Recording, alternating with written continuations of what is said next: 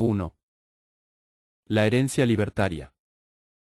La Revolución estadounidense. Y el liberalismo clásico. El día de las elecciones de 1978, los candidatos congresales, estatales y locales del Partido Libertario acumularon 1,25 millones de votos en todo el país.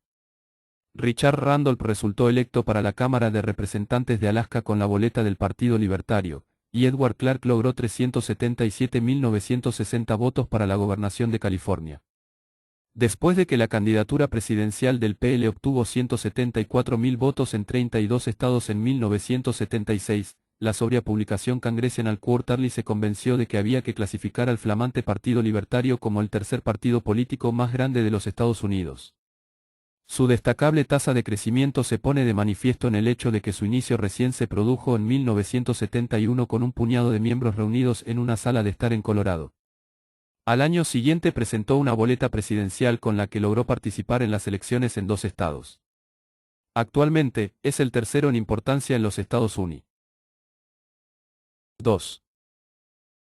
Lo que es aún más destacable, el Partido Libertario logró este crecimiento adhiriendo en forma consistente a un nuevo credo ideológico, el libertarianismo, con lo cual trajo al escenario político estadounidense, por primera vez en 100 años, a un partido interesado en sostener principios, y no simplemente en obtener puestos y dinero en el comedero público. Especialistas y politólogos nos han dicho innumerables veces que la genialidad de los Estados Unidos y de nuestro sistema de partidos consiste en su falta de ideología y en su pragmatismo, palabra benevo. Roosevelt. Maísis Hispano 14. La para designar lo que no es más que el empeño en arrebatar dinero y puestos de trabajo a los desventurados contribuyentes. ¿Cómo explicar, entonces, el maravilloso crecimiento de un nuevo partido, franca y ávidamente devoto de la ideología? Una explicación es que los estadounidenses no siempre fueron pragmáticos con menoscabo de la ideología. Por el contrario, en la actualidad los historiadores reconocen que la Revolución estadounidense en sí misma no solo fue ideológica sino también el resultado de la devoción hacia el credo y las instituciones del libertarianismo. Los revolucionarios estadounidenses estaban inmersos en el credo del libertarianismo, una ideología que los llevó a resistir al precio de sus vidas, sus fortunas y su sagrado honor las invasiones a sus derechos y libertades perpetradas por el gobierno británico. Los historiadores han debatido durante mucho tiempo las causas precisas de la Revolución estadounidense. ¿Fueron estas constitucionales, económicas, políticas o ideológicas? Ahora nos damos cuenta de que, como libertarios, los revolucionarios no veían conflicto alguno entre los derechos morales y políticos, por un lado, y la libertad económica, por el otro. Todo lo contrario, percibían la libertad civil y moral, la independencia política y la libertad de comerciar y producir como partes de un sistema sin tachas, de lo que Adam Smith llamaría, en el mismo año en que se redactó la Declaración de la Independencia, el sistema obvio y simple de libertad natural. El dogma libertario emergió de los movimientos liberales clásicos de los siglos XVII y XVIII en el mundo occidental, en particular, de la Revolución Inglesa del siglo XVII.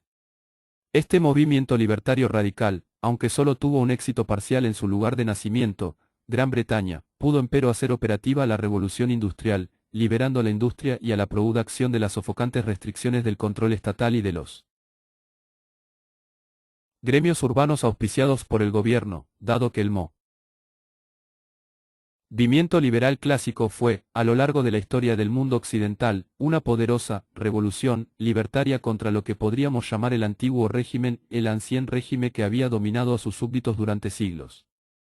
En el período moderno temprano, que comenzó en el siglo XVI, este régimen impuso un Estado central absoluto y un rey que gobernaba por derecho divino en la cima de una red antigua y restrictiva de monopolios territoriales feudales, y de controles y restricciones gremiales en las ciudades. El resultado fue una Europa estancada. Roosevelt. Maísis Hispano 15. Bajo una paralizante red de controles, impuestos y monopolios de privilegios para producir y vender conferidos por los gobiernos centrales y locales a sus productores privilegiados. Esta alianza del nuevo Estado burocrático, belicoso y centralizado, con comerciantes privilegiados, a la que los historiadores del futuro llamarían mercantilismo, y con una clase de terrateniente y feudales dominantes, constituyó el antiguo orden contra el cual se levantaría y revelaría el nuevo movimiento de liberales clásicos y radicales en los siglos XVII y XVIII. El objetivo de los liberales clásicos fue recuperar la libertad individual en todos sus aspectos. En la economía, se redujeron drásticamente los impuestos, se eliminaron los controles y las regulaciones, la energía humana, la empresa y los mercados quedaron en libertad para crear y producir en intercambios que beneficiarían a todos, y también a la masa de los consumidores. Por fin los emprendedores serían libres para competir, desarrollarse y crear. Desaparecerían las trabas impuestas sobre la tierra, el trabajo y el capital. La libertad personal y la libertad civil quedarían garantizadas contra las depredaciones y la tiranía del rey o sus elegidos.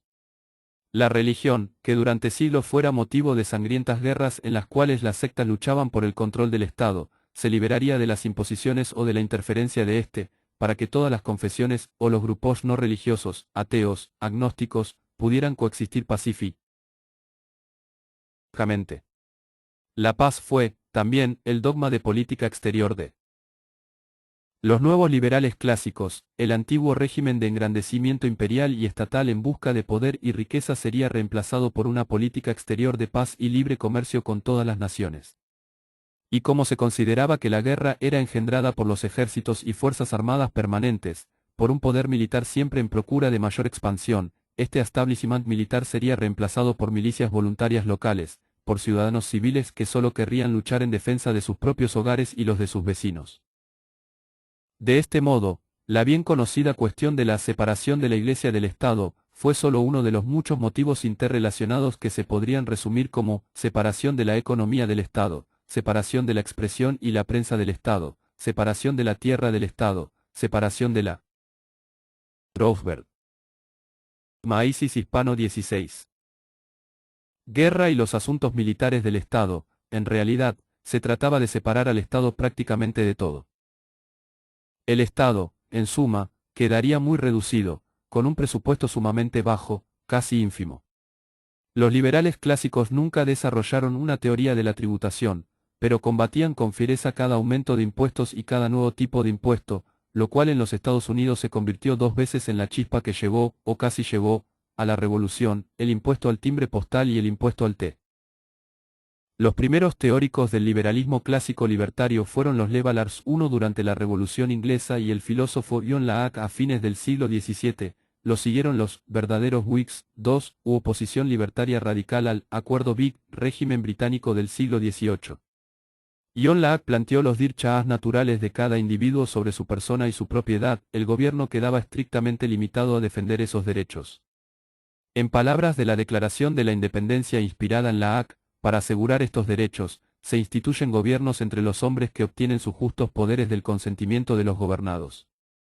Que siempre que cualquier forma de gobierno se hace destructiva de esos fines, es derecho del pueblo alterarlo o abolirlo.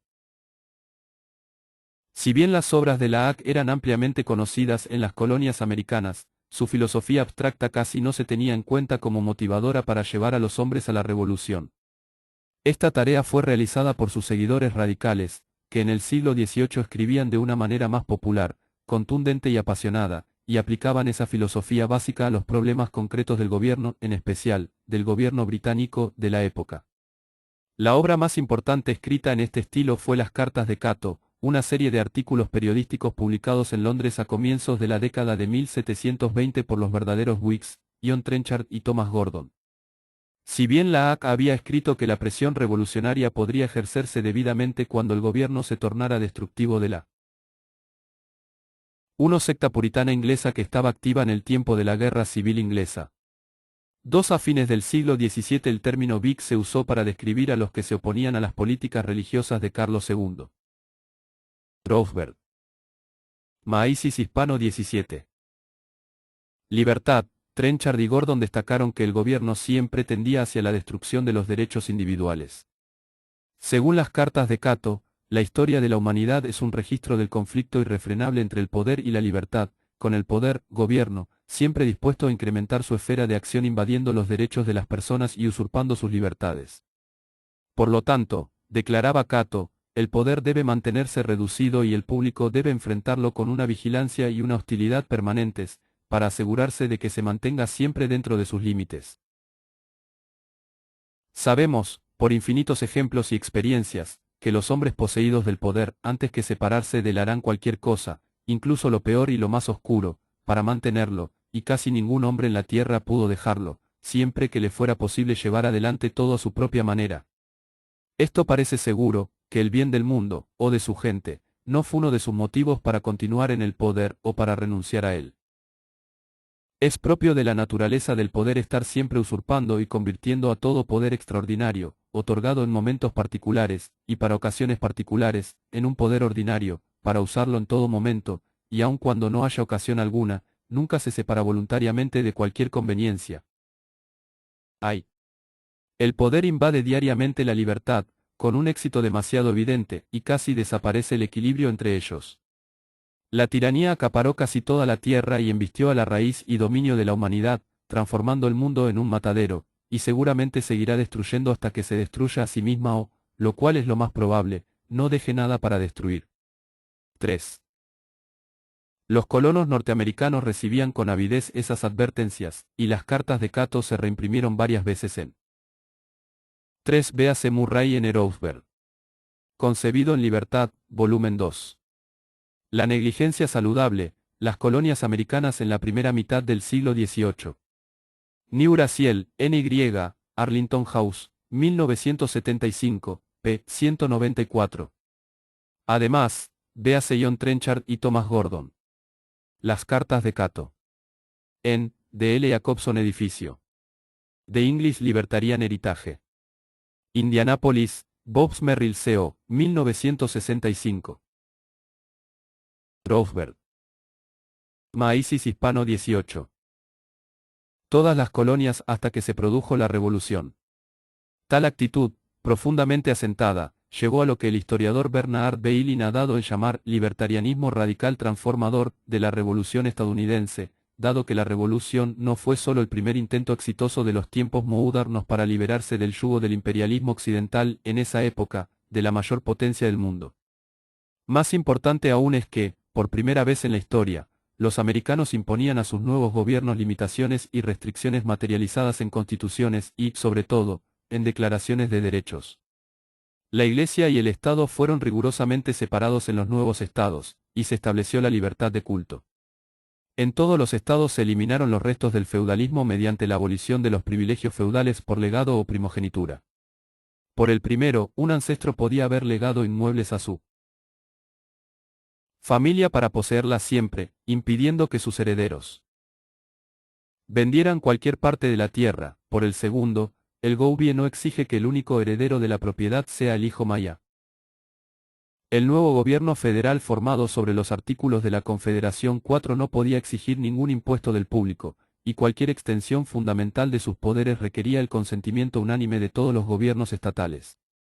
Por sobre todo, el poder militar y bélico del gobierno nacional estaba constreñido y era pasible de sospecha, ya que los libertarios del siglo XVIII consideraban que la guerra, los ejércitos permanentes y el militarismo habían sido durante mucho tiempo el método principal de acrecentamiento del poder del Estado.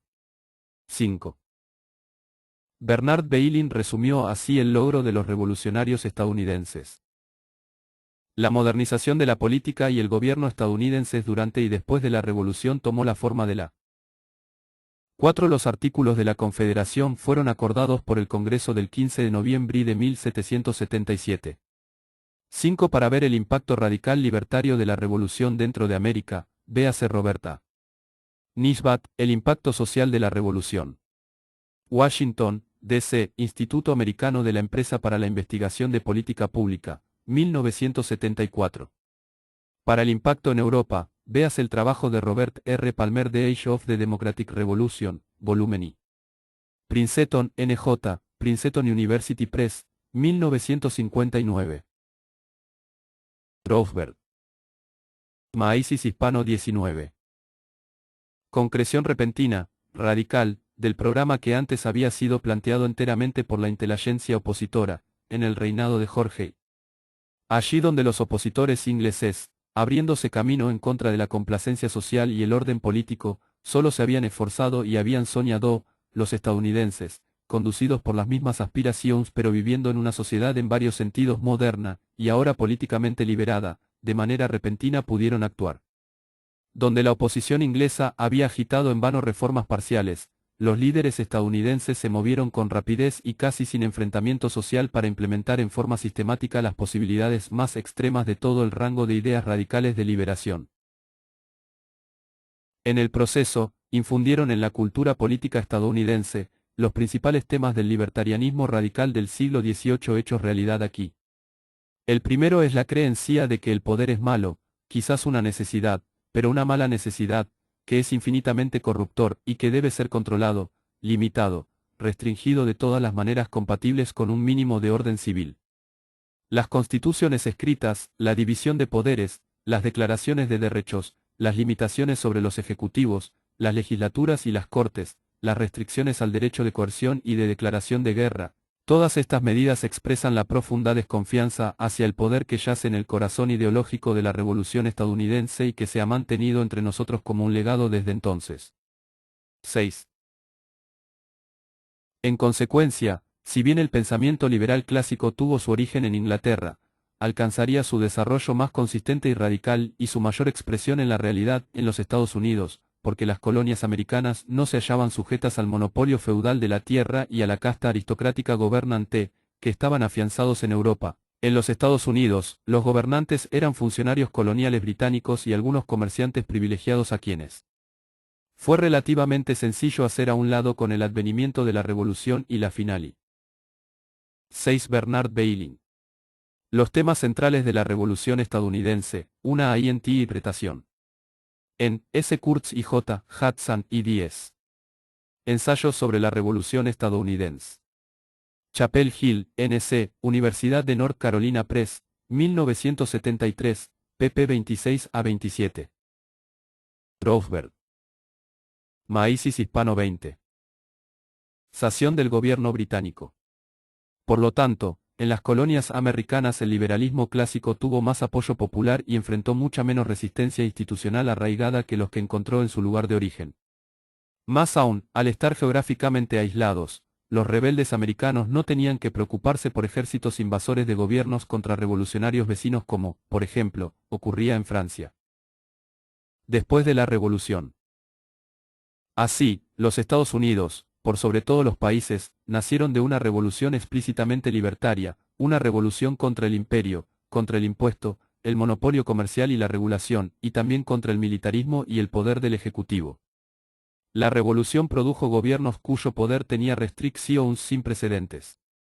Pero, si bien hubo muy poca resistencia institucional hacia la avalancha de liberalismo en los Estados Unidos, sí aparecieron, desde el comienzo mismo, poderosas fuerzas elitistas, sobre todo entre los grandes comerciantes y agricultores, que deseaban mantener el sistema restrictivo, mercantilista, inglés de altos impuestos, controles y privilegios monopólicos otorgados por el gobierno.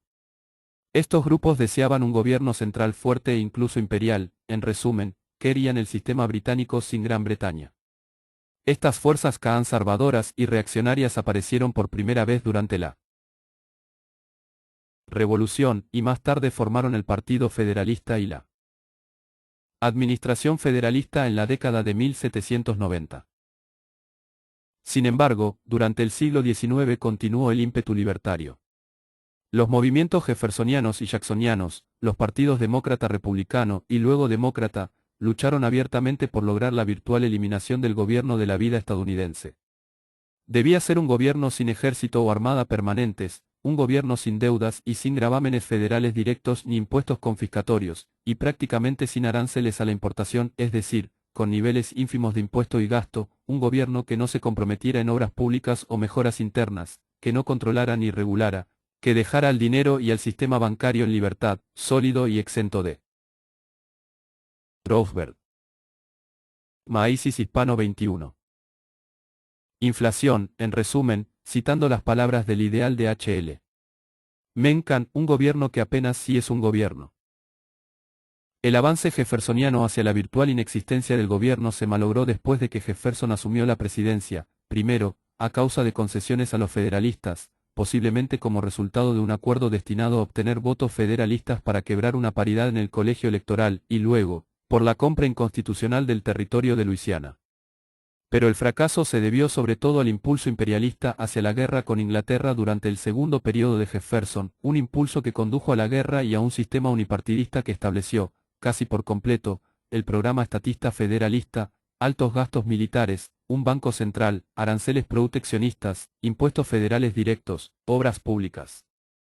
Horrorizado por los resultados, Jefferson, ya retirado, se instaló en Monticello e inspiró a los jóvenes políticos que lo visitaban, Martin Van Buren y Thomas Hart Benton, para que fundaran un nuevo partido, el Partido Demócrata, destinado a sacar a los Estados Unidos del nuevo federalismo y a recobrar el espíritu del antiguo programa jeffersoniano. Cuando los dos jóvenes líderes se abrazaron con Andrew Jackson como su salvador, había nacido el nuevo Partido Demócrata. Los libertarios jacksonianos tenían un plan. Durante 8 años Andrew Jackson sería presidente, lo seguiría Van Buren por otros 8 años, y luego Benton sucedería a este por 8 años más. Después de 24 años de una triunfal democracia jacksoniana, se habría alcanzado el ideal de Mencken, a saber, la virtual inexistencia del gobierno. No era en modo alguno un sueño imposible, dado que estaba claro que el Partido Demócrata se había hecho rápidamente mayoritario por naturaleza en el país. La mayor parte de la gente se había alineado en la causa libertaria. Jackson tuvo sus 8 años, durante los cuales destruyó el Banco Central y eliminó la deuda pública, y Van Buren gobernó durante 4, en los que separó al gobierno federal del sistema bancario. Pero en la elección de 1840 se produjo una anomalía con Van Buren, quien fue derrotado debido a una campaña demagógica sin precedentes, orquestada por el primer gran jefe de campaña moderno, Theodore Lockwood, el vanguardista, que lanzó pegadizos lemas de campaña, prendedores, canciones, Roosevelt, Maíz Hispano 22, desfiles, etc., con los cuales ahora estamos familiarizados. Sus tácticas llevaron al gobierno a un honorable y desconocido Vic, el general William Henry Harrison, pero esto fue una evidente casualidad. En 1844, los demócratas estarían preparados para emplear las mismas tácticas, y formaron parte de las listas para recuperar la presidencia ese año. Se suponía que Van Buren retomaría la triunfal marcha jacksoniana, pero entonces sucedió un hecho fatal. El Partido Demócrata fue golpeado por la crítica cuestión de la esclavitud, o en realidad, de la expansión de la esclavitud a un nuevo territorio. La sencilla renominación de Van Buren tropezó en una grieta que se abrió en las filas de la democracia acerca de la admisión de la República de Texas, un estado esclavista, en la Unión. Van Buren se oponía, Jackson estaba a favor, y esta grieta simbolizó la brecha seccional más profunda en el Partido Demócrata. La esclavitud, la grave falla antilibertaria en el programa libertario de los demócratas, había surgido para hacer naufragar por completo al partido y su libertarianismo. La guerra civil, además del derramamiento de sangre y la devastación sin precedentes que ocasionó, fue utilizada por el régimen del Partido Republicano, triunfal y casi único, para avanzar en su programa estatista, que fue anteriormente Vic. Poder gubernamental nacional, aranceles proteccionistas, subsidios a las grandes empresas, papel moneda inflacionario, recuperación del control del gobierno federal sobre el sistema bancario, emprendimientos internos en gran escala, altos impuestos internos y, durante la contienda, reclutamiento e impuesto a las ganancias. Además, los estados perdieron su anterior derecho a la secesión y otros poderes, en la medida en que se oponían a los del gobierno federal. El Partido Demócrata retomó su trayecto libertario después de la guerra, pero ahora tenía que emprender un camino mucho más largo y difícil para alcanzar la libertad. Hemos visto cómo los Estados Unidos llegaron a tener una profunda tradición libertaria, una tradición que aún se continúa en gran parte de nuestra retórica política y se refleja en una actitud arrojada e individualista frente al gobierno por parte de muchos estadounidenses. En este país hay un terreno mucho más fértil para el resurgimiento del libertarianismo que en cualquier otro. Roosevelt. Maíz Hispano 23. Resistencia a la libertad. Ahora podemos ver que el rápido crecimiento del movimiento libertario y del Partido Libertario de la década de 1970 está firmemente enraizado en lo que Bernard Bailyn llamó el poderoso legado permanente de la Revolución estadounidense. Pero si este legado es tan vital para la tradición estadounidense, ¿qué es lo que salió mal? ¿Por qué ahora resulta necesario que surja un nuevo movimiento libertario que restaure el sueño americano? Antes de comenzar a responder esta pregunta debemos recordar que el liberalismo clásico constituyó una gran amenaza para los intereses políticos y económicos, las clases gobernantes, que se beneficiaban con el antiguo orden, los reyes, los nobles y los aristócratas terratenientes, los comerciantes privilegiados, las maquinarias militares, las burocracias estatales. A pesar de que los liberales precipitaron tres grandes revoluciones violentas, la inglesa del siglo XVII, la estadounidense y la francesa del siglo XVIII, las victorias en Europa eran solo parciales. La resistencia se mantuvo firme y se las ingenió para conservar exitosamente los monopolios terratenientes, los establishments religiosos y las políticas exterior y militar belicistas. También, por algún tiempo, el sufragio estuvo restringido a la élite adinerada. Los liberales tuvieron que concentrarse en extender el sufragio, porque ambas partes sabían claramente que los intereses políticos y los objetivos económicos de la masa del público descansaban sobre la libertad individual. Resulta interesante destacar que, hacia comienzos del siglo XIX, se denomina a las fuerzas del laissez-faire, liberales, o radicales, a los más puros y más coherentes de ellos, y la oposición que desea preservar el antiguo orden o volver a él era ampliamente conocida como los conservadores. En realidad, el conservadurismo comenzó, a principios del siglo XIX, como un intento consciente de anular o destruir el odiado nuevo funcionamiento del espíritu liberal clásico, el de las revoluciones estadounidense, francesa e industrial. Liderado por dos pensadores reaccionarios franceses, de Bonald y de Meiste, anhelaba reemplazar la igualdad de derechos y la igual. Roosevelt. Maísis Hispano 24. Dada ante la ley por el gobierno estructurado y jerárquico de las élites privilegiadas, la libertad individual y el gobierno mínimo, por el absolutismo y un gobierno grande, la libertad religiosa, por el gobierno teocrático de una iglesia estatal, la paz y el libre comercio, por el militarismo, las restricciones mercantilistas y la guerra, en beneficio del Estado-nación, y la industria y la manufactura, por el antiguo orden feudal y agrario. Aspiraban a sustituir el nuevo mundo de consumo masivo y estándares de vida mejorados por el antiguo régimen de la mera subsistencia para las masas y el consumo suntuario para las élites gobernantes. Hacia mediados, y sobre todo hacia fines del siglo XIX, los conservadores comenzaron a darse cuenta de que su causa estaba inevitablemente perdida si insistían en aferrarse al pedido de cancelación absoluta de la revolución industrial y de su enorme aumento en los niveles de vida del público, así como también si continuaban oponiéndose a la ampliación del sufragio, con lo cual se manifestaban abiertamente opositores a los intereses de ese público. Por ende, el a la derecha, un nombre basado en un hecho casual, a saber, que durante la Revolución Francesa el vocero del antiguo régimen se sentaba a la derecha de la Asamblea, decidió cambiar su funcionamiento y actualizar su credo estatista eliminando la oposición categórica hacia el industrialismo y el sufragio democrático. Los nuevos conservadores sustituyeron el antiguo odio y desprecio del conservadurismo hacia las masas por el engaño y la demagogia, cortejándolas con los siguientes argumentos: nosotros también estamos a favor del industrialismo y de un nivel de vida más alto. Pero para alcanzar esos fines, debemos regular la industria en procura del bienestar público, debemos sustituir la rapacidad del mercado libre y competitivo por la cooperación organizada, y, por sobre todas las cosas, debemos reemplazar los principios liberales de paz y libre comercio, que destruyen a la nación, glorificando la guerra, el proteccionismo, el imperio y las proezas militares. Para lograr todos estos cambios, se necesitaba un gobierno grande, en lugar de uno mínimo. Y por lo tanto, a fines del siglo XIX retornaron el estatismo y el gobierno grande, pero exhibiendo ahora una cara favorable a la industrialización y al bienestar general. El antiguo régimen retornó, aunque esta vez los beneficiarios resultaron ligeramente alterados, ya no eran tanto la nobleza, los terratenientes feudales, el ejército, laburo. Roosevelt. Maísis Hispano 25. Cracia y los comerciantes privilegiados, sino más bien el ejército, la burocracia, los debilitados terratenientes feudales y, sobre todo, los fabricantes privilegiados. Liderada por Bismarck en Prusia, la nueva derecha formó un colectivismo de extrema derecha basado en la guerra, el militarismo, el proteccionismo y la cartelización compulsiva de los negocios y las industrias, una gigantesca red de controles, regulaciones, subsidios y privilegios que forjaron una gran coalición del gobierno grande con ciertos elementos privilegiados en las grandes empresas e industrias. Había que hacer algo, además, respecto del nuevo fenómeno del gran número de trabajadores industriales asalariados, el proletariado. Durante el siglo XVIII y comienzos del XIX, en realidad hasta bien entrado el siglo XIX, la masa de trabajadores apoyaba el laissez-faire y el libre mercado competitivo como lo mejor para sus salarios y condiciones laborales, como obreros, y para un rango cada vez más amplio de bienes de consumo baratos. Como consumidores.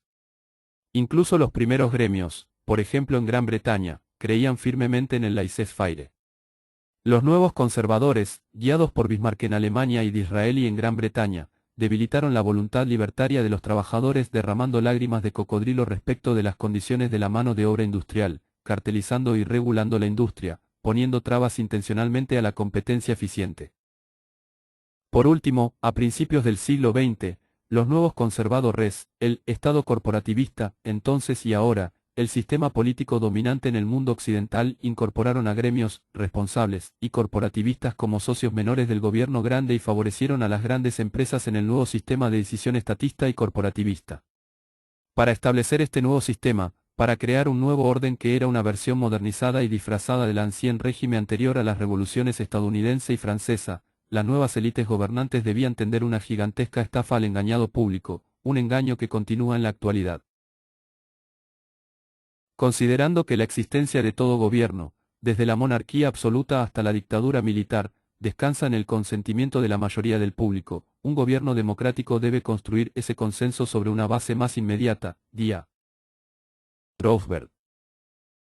Maísis Hispano 26. Día. Y para hacerlo, las élites gobernantes del nuevo conservadurismo tenían que engañar al público de muchas maneras cruciales y fundamentales. Había que convencer a las masas de que la tiranía era mejor que la libertad, de que un feudalismo industrial privilegiado era más favorable para los consumidores que un mercado libremente competitivo, de que un monopolio cartelizado debía imponerse en nombre del antimonopolio, y de que la guerra y la creciente militarización para beneficio de las élites gobernantes favorecía, en realidad, a los intereses de un público obligado a hacer el servicio militar obligatorio, a pagar impuestos, y a menudo masacrado. ¿Cómo lograr esto? En todas las sociedades, la opinión pública es determinada por las clases intelectuales, los formadores de opinión, dado que la mayoría de las personas no generan ni difunden ideas y conceptos, por el contrario, tienden a adoptar aquellos promulgados por las clases de intelectuales profesionales, los distribuidores profesionales de ideas.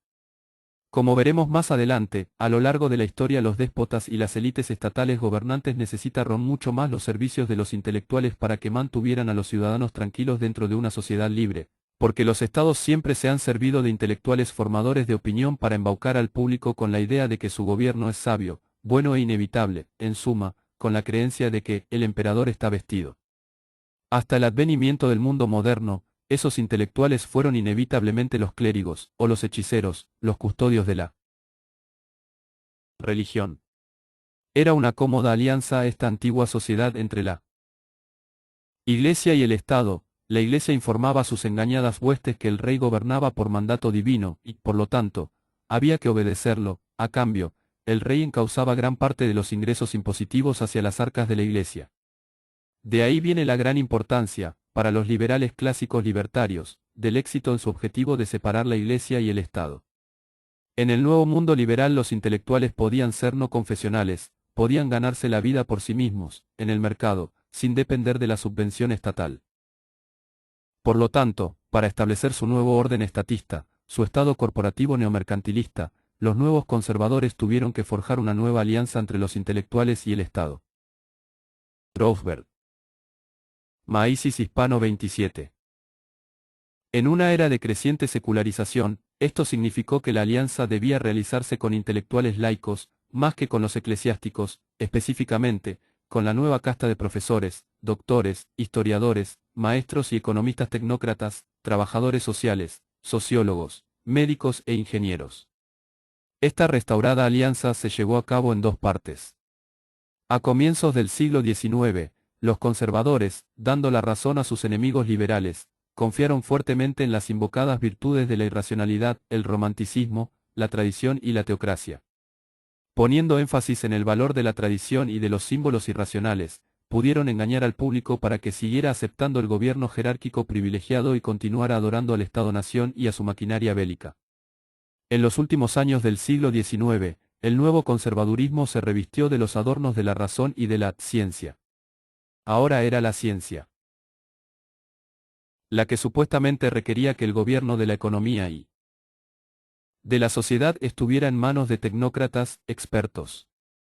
A cambio de difundir este mensaje entre el público, la nueva casta de intelectuales fue recompensada con puestos de trabajo y prestigio como apologistas del nuevo orden, y planificadores y reguladores de la nueva economía y la nueva sociedad cartelizadas.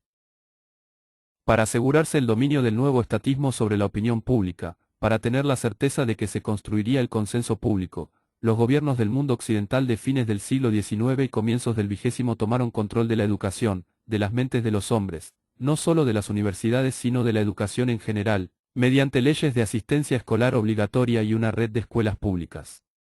Estas se usaban conscientemente para inculcar a sus jóvenes huestes la obediencia hacia el Estado y otras virtudes civiles. Más aún, esta educación estatizante garantizaba que los que tendrían uno de los intereses creados más grandes en la expansión del estatismo serían los maestros y los educadores profesionales de la nación. Una de las formas en que los nuevos intelectuales estatistas realizaban su trabajo era modificando el significado de antiguos rótulos, y consecuentemente manipulando en las mentes del público las connotaciones emocionales conferidas a tales rótulos. Roosevelt. Maísis Hispano 28. Por ejemplo, a los libertarios partidarios del laissez-faire se los conocía desde hacía mucho tiempo como liberales, y a los más asépticos y combativos, como radicales, también se los había designado como progresistas, debido a que eran quienes estaban a tono con el progreso industrial, la difusión de la libertad y el aumento de los niveles de vida de los consumidores. La nueva casta de académicos e intelectuales estatistas se aplicaron a sí mismos las denominaciones de liberal y progresista, y lograron con éxito manchar a sus adversarios del laissez-faire tildándolos de anticuados, hombres de Neanderthal y reaccionarios. Incluso se acusó a los liberales clásicos de ser conservadores. Y, como hemos visto, los nuevos estatistas pudieron apropiarse también del concepto de razón. Si los liberales partidarios del laissez-faire estaban confundidos por ese nuevo recrudecimiento del estatismo y el mercantilismo, ahora como estatismo progresista corporativo, otra razón para la decadencia del liberalismo clásico hacia fines del siglo XIX fue el crecimiento de un nuevo movimiento peculiar, el socialismo. Este comenzó en la década de 1830 y se expandió enormemente después de 1880. Su peculiaridad consistía en que se trataba de un movimiento confuso e híbrido, influido por las dos ideologías polarmente opuestas y preexistentes, el liberalismo y el conservadurismo. De los liberales clásicos, los socialistas tomaron una franca aceptación del industrialismo y de la revolución industrial, una temprana glorificación de la ciencia y la razón y una devoción, al menos retórica, por los ideales liberales clásicos tales como la paz, la libertad individual y un nivel de vida ascendente. En realidad, fueron pioneros, mucho antes que los corporativistas, en la apropiación de la ciencia, la razón y el industrialismo. Y no solo adoptaron la adhesión liberal clásica a la democracia, sino que la sobrepasaron abogando por una democracia expandida, en la cual el pueblo administraría la economía y todo lo demás. Por otro lado, los socialistas tomaron de los conservadores la devoción hacia la coerción y los medios estatistas para tratar de lograr sus objetivos liberales. La armonía industrial y el crecimiento se alcanzarían sobredimensionando el Estado hasta Roosevelt. Maísis Hispano 29.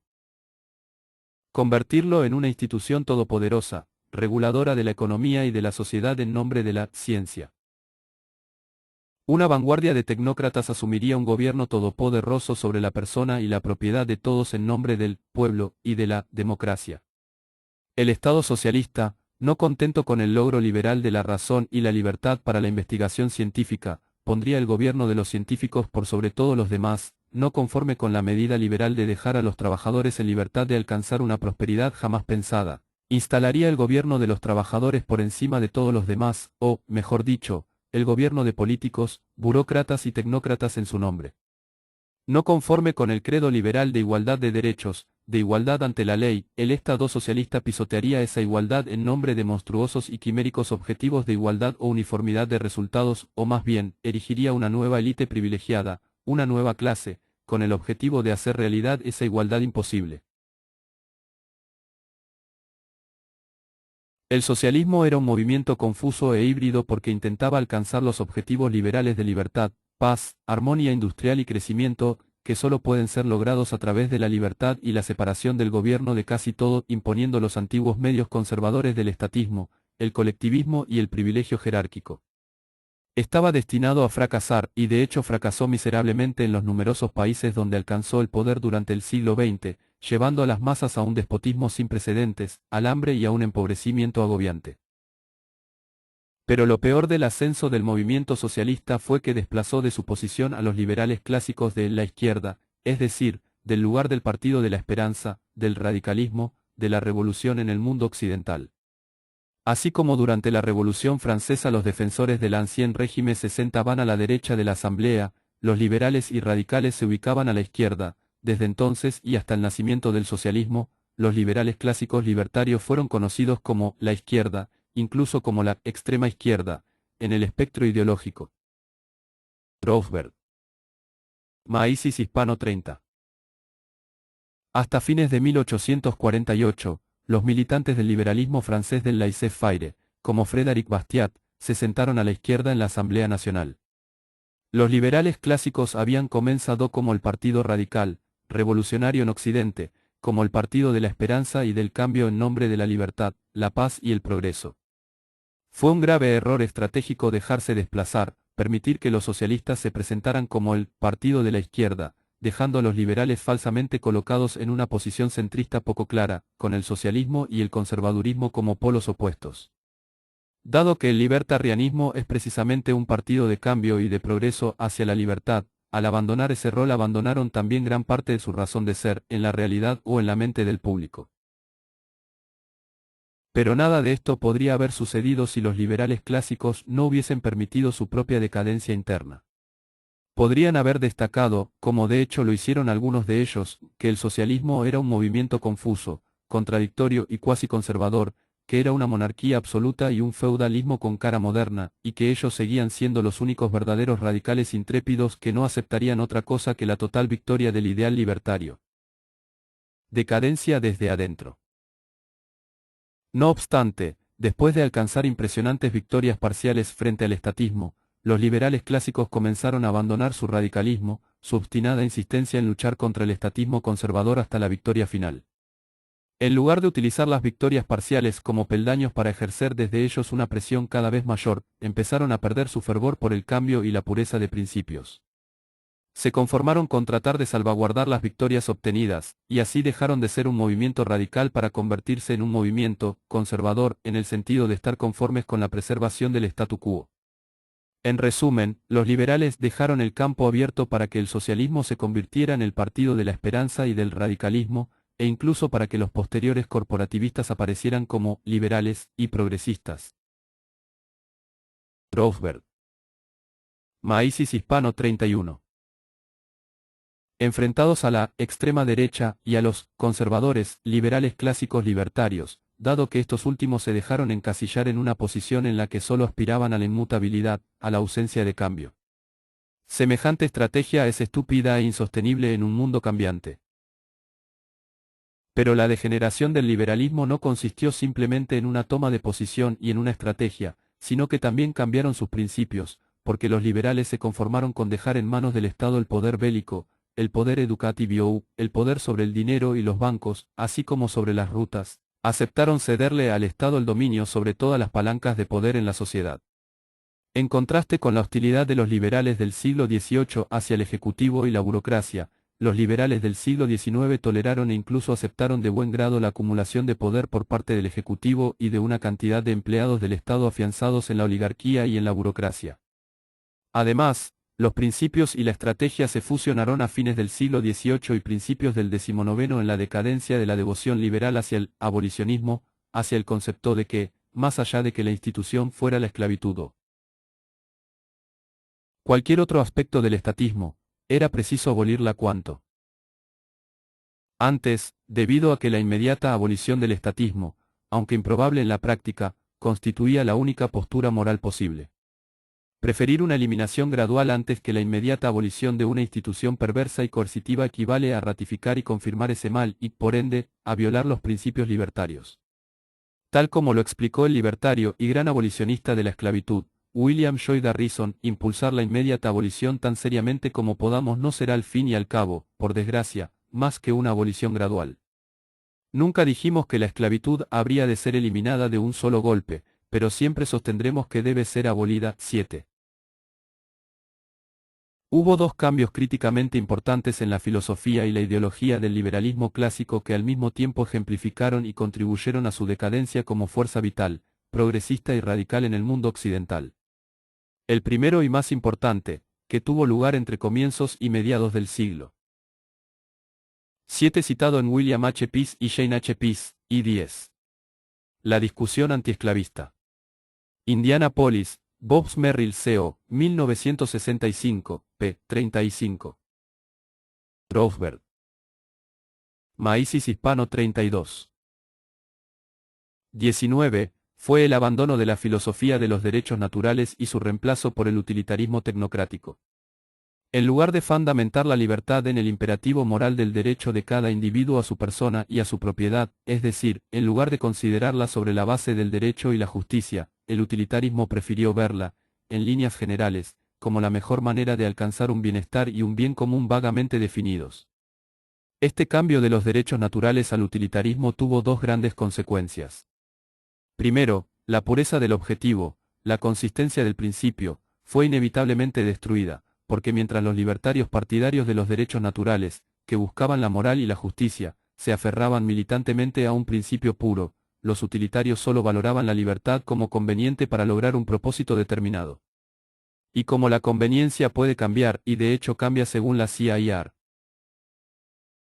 circunstancias, será fácil para el utilitarista, que calcula fríamente el costo y el beneficio, caer en el estatismo una y otra vez según los propósitos que persiga, y así dejar de lado los principios.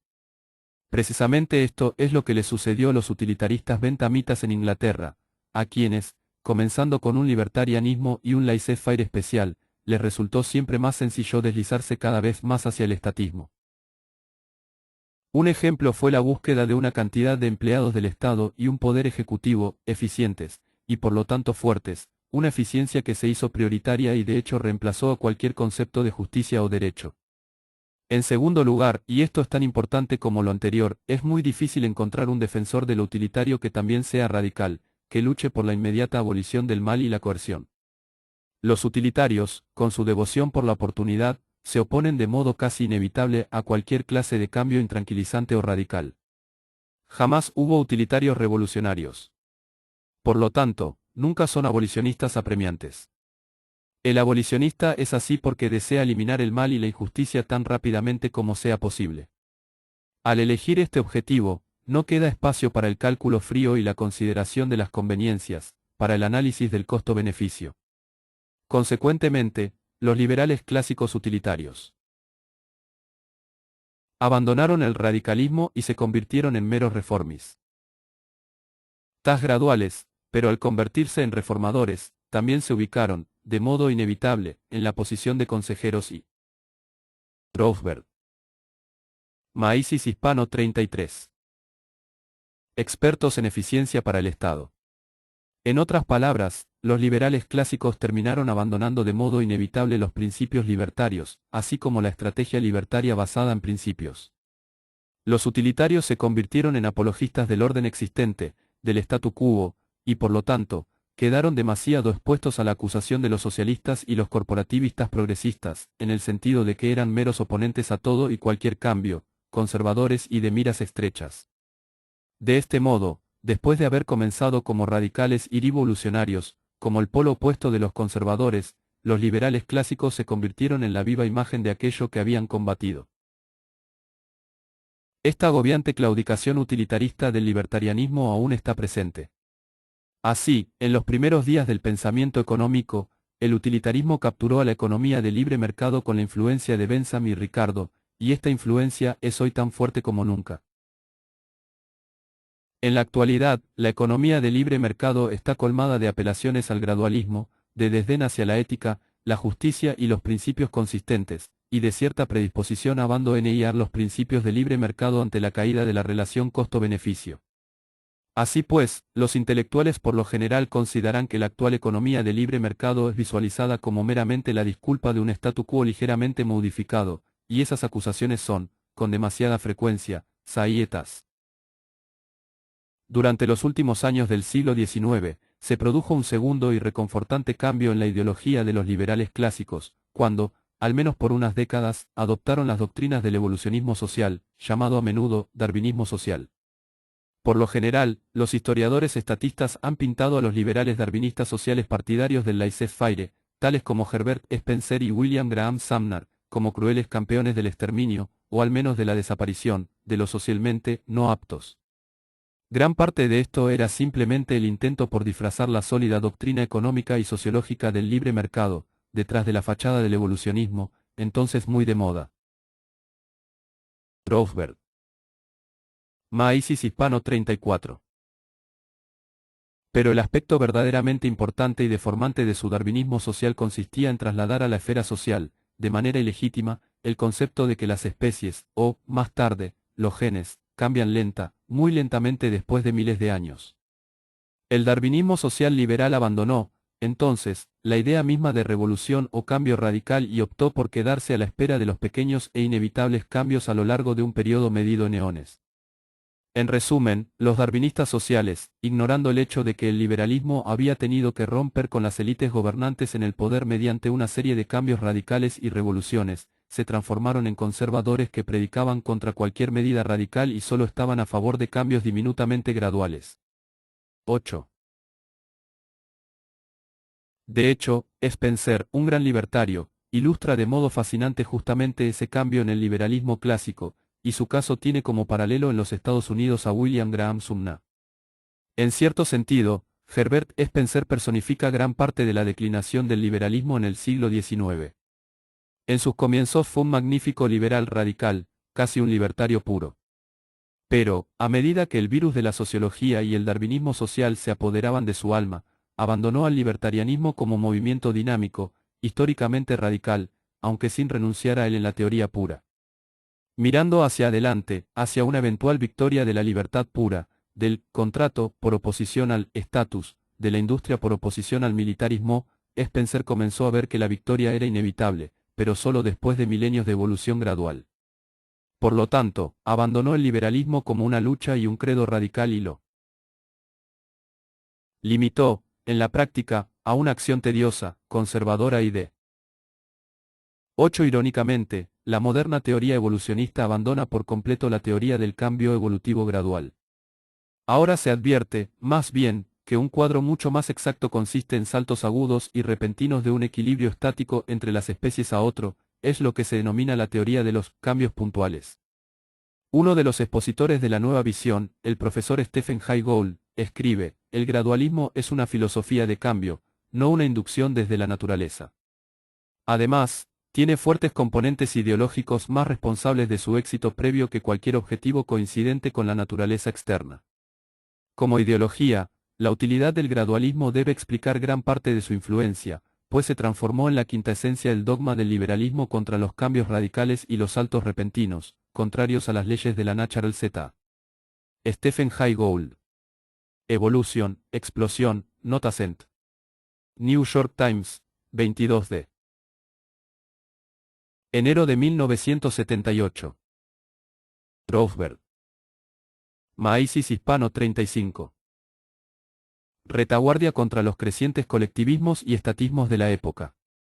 Pero si el utilitarismo, sostenido por el darwinismo social, era el principal agente de la decadencia filosófica e ideológica del movimiento liberal, la razón más importante e incluso catastrófica de su desaparición fue su abandono de los otrora intransigentes principios contra la guerra, el imperio y el militarismo. En un país tras otro, el canto de sirena del Estado-nación y del imperio fue destruyendo el liberalismo clásico. En Inglaterra, a fines del siglo XIX y principios del XX, los liberales abandonaron su postura en pro de una Inglaterra pequeña y contra la guerra y el imperialismo, sostenida por Cobden, Bright y la Escuela de Manchester. En cambio, adoptaron lo que recibió la obscena denominación de imperialismo liberal, y así se sumaron a los conservadores en la expansión del imperio, y a los conservadores y a los socialistas de derecha en el imperialismo destructivo y el colectivismo de la Primera Guerra Mundial.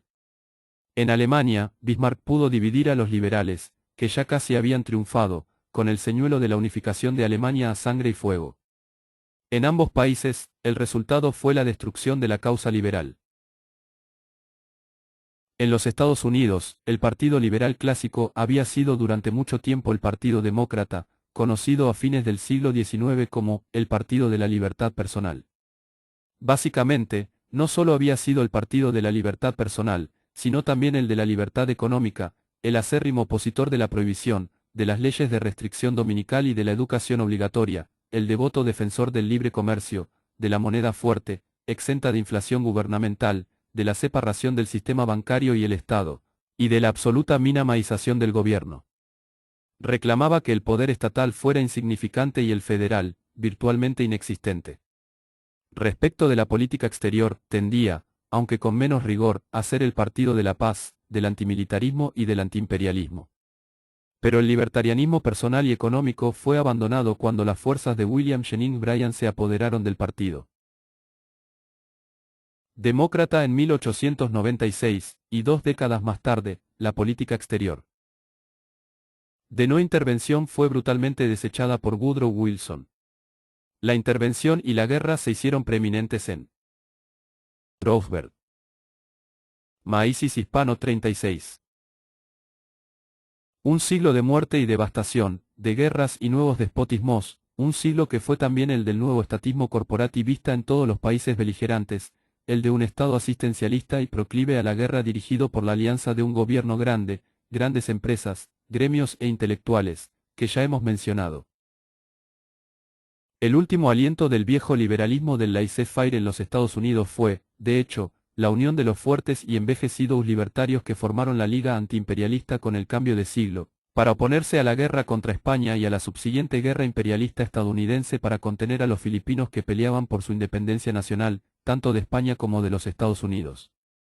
Para un punto de vista actual, la idea de un antiimperialista que no sea marxista puede parecer extraña, pero la oposición al imperialismo comenzó con los liberales del laissez-faire, como Cobden y Britt en Inglaterra, y Eugene Richter en Prusia.